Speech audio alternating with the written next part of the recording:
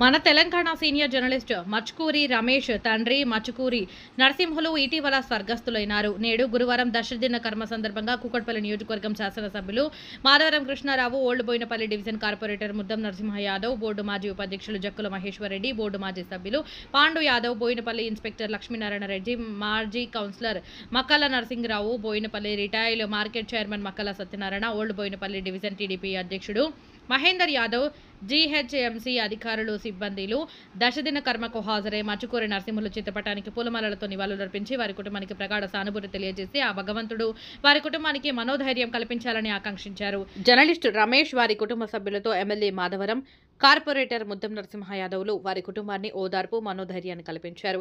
Malkajgiri parliament సభ్యులు ఈటెల రాజేందర్ ఢిల్లీలో ఉండడం వలన రాలేకపోవడంతో జర్నలిస్టు రమేష్ కు ఫోన్ చేసి పరామర్శించారు. ఈ కార్యక్రమంలో పార్టీలకు అతీతంగా నాయకులు, వివిధ ప్రాంతాల జర్నలిస్టులు, నాయకులు తదితరులు పాల్గొన్నారు.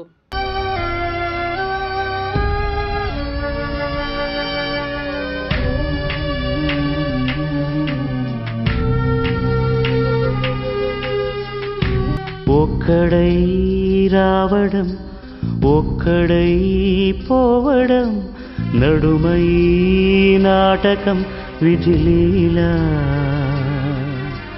వెంటయే బంధము రక్త సంబంధము, తోడుగా రాదుగా తుదివేళ, మరణమనేది ఖాయమని మిగిలెను కీర్తి కాయమని, నీ బరువు నీ పరువు మోసేది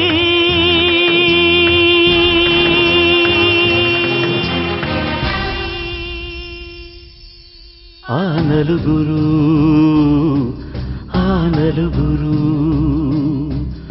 ఆ నలుగురు.